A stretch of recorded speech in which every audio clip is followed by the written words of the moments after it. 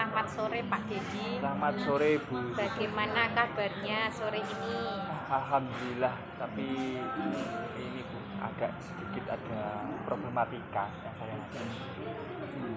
Mungkin di sini bisa minta coaching sama Bu Jubaida. Oke, hari ini kita coaching untuk tujuan percakapan kita hari ini. Berarti Pak Dedi ingin yang diharapkan di akhir percakapan ini apa Pak Dedi? Mendapatkan solusi dari problematika yang saya hadapi, yaitu tentang kedisiplinan siswa dalam menjaga kebersihan lingkungan kelas. Oke, berarti percakapan ini nanti tujuannya adalah bagaimana Pak Dedi bisa mencari solusi atau tercerahkan lah istilahnya tentang masalah kedisiplinan di sekolah ini, terutama pada hal kebersihan sekolah. Oke Pak Dedi, kalau seandainya Pak Dedi di sini ada problem seperti itu, kira-kira permasalahan yang paling penting dalam problem ini apa Pak Dedi? Kok sampai itu menjadi suatu problem? Permasalahan yang saya hadapi yang pertama yaitu masalah kesadaran diri pada murid saya untuk membuang sampah pada tempatnya beliau. Yang kedua, kurang empati terhadap lingkungan di sekitar pada umumnya di sekolah ya, tapi pada khususnya di kelas sendiri tidak ada rasa empati, tidak ada rasa memiliki untuk menjaga lingkungan tersebut. Oke, berarti muridnya Pak Dedi kurang dalam kesadaran diri, kemudian yang kedua kurang adanya empati dalam menjaga kebersihan lingkungan. Kalau seandainya dinilai antara skala 1 sampai 10, itu problem itu kira-kira nilainya berapa nih Pak Dedi? Sesuai dengan kondisi yang ada di sekolah Pak Dedi. Saya kira masih di posisi 4. Memang sangat-sangat urgent ya. Kondisi itu memang kesadaran belum tumbuh, masih kondisi masih minta diobrai lah, sejauhnya itu masih minta diobrai untuk menjaga kebersihan. Padahal tahu sendiri di sekolah saya ini merupakan sekolah adiwiyata tingkat kabupaten dan mau maju ke tingkat provinsi. Oke, padahal sudah adiwiyata tingkat kabupaten maju ke provinsi, tetapi kesadaran dalam menjaga kebersihan masih kurang ya. Oke, kalau misalnya tadi ada di nilai 4, kira-kira mau dinaikkan ke nilai berapa Pak Dedi untuk disiplin kebersihan sekolah ini? Ini Bu Yu, paling enggak sampai di poin 7 atau 8. Saya tidak terlalu muluk-muluk untuk sampai poin ke 10. Memang membangkitkan kesadaran murid itu tidak mudah. Jadi ada proses itu membutuhkan waktu, dan waktunya juga belum bisa diprediksi cepat. Jadi harus ada step by step program yang saya lakukan dulu baru mendapatkan hasil. Oke, berarti di sini Pak Dedi ingin menaikkan yang katanya dari 4 menuju 7 atau 8. Itu untuk ke 7 atau 8, kondisi yang diinginkan itu seperti apa Pak Dedi? Kondisi yang paling saya inginkan sebagai kondisi ideal, anak-anak itu sadar akan peduli lingkungannya dengan hal-hal kecil lah, misalnya mengambil sampah di sekitar mereka, walaupun satu sampah itu dibuang ke tempat sampah gitu saja sudah suatu gerakan yang luar biasa menurut saya. Jadi itu saja, tidak harus membersihkan semua bersih, tetapi paling tidak itu ada tindakan-tindakan kecil lah yang menjadi poin tersendiri bagi menurut saya. Oke, berarti menurut Pak Dedi ideal ke angka 7-8 itu anak-anak sadar kalau ada sampah langsung dibuang di tempatnya gitu. Seperti itu. Oke, ada lagi kira-kira untuk ideal seperti itu apa hanya masalah bisa membuang sampah di tempatnya saja? Setelah itu kalau sudah dari dirinya sendiri bisa menggerakkan sebagai ada komunitas namanya Bu ya. Kalau adiwiyata itu kan ada namanya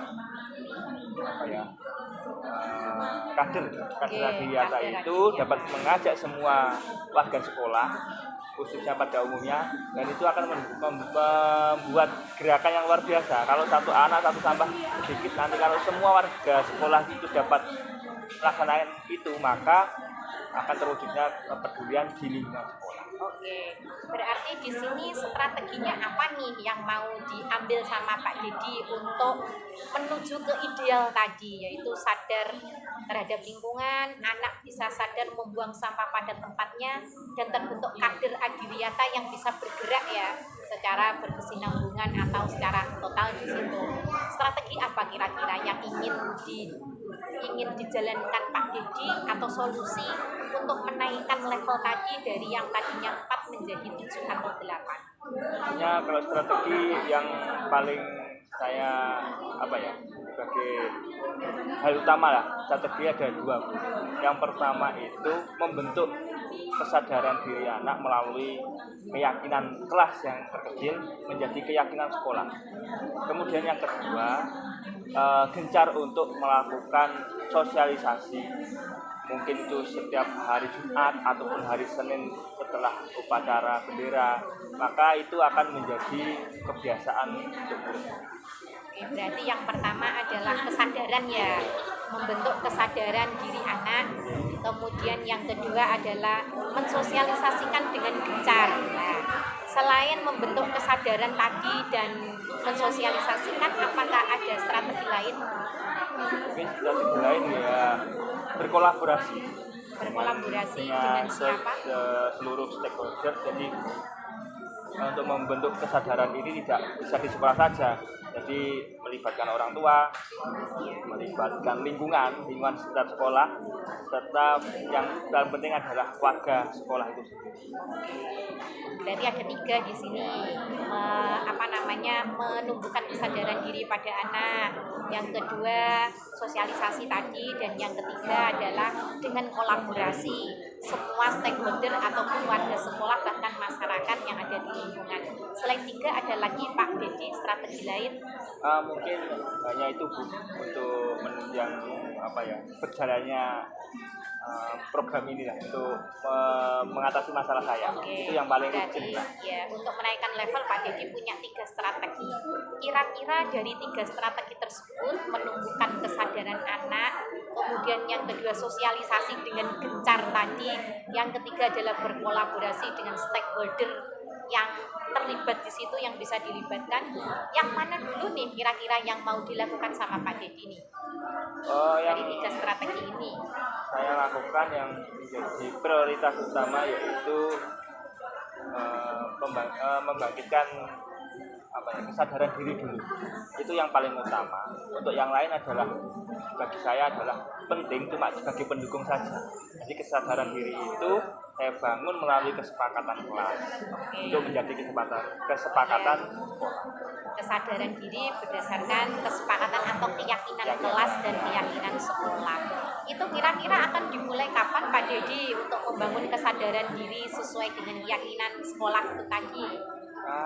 Setelah saya mendapatkan pencerahan ini ya, ada bayangan saya, dan ini harus segera saya lakukan.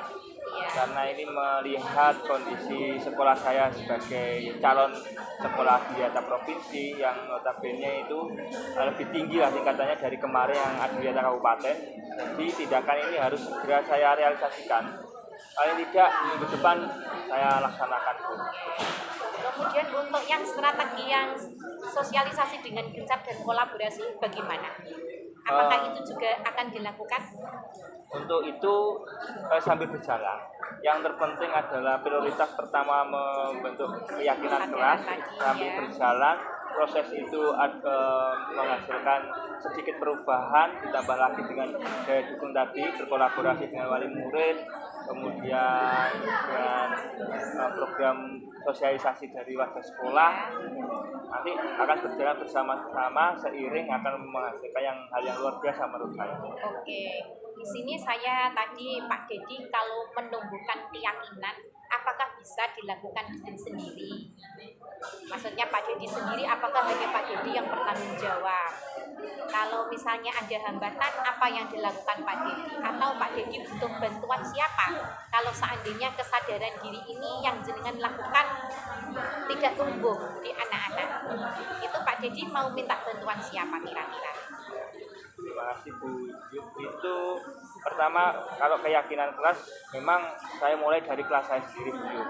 Kemudian saya dibantu dengan berkolaborasi dengan guru-guru kelas yang lain untuk membantu saya mengadopsi keyakinan kelas yang saya buat di kelas saya. Kemudian semua kelas mulai dari kelas 1 sampai 6 itu bisa membuat keyakinan kelas masing-masing dan itu bisa membantu saya.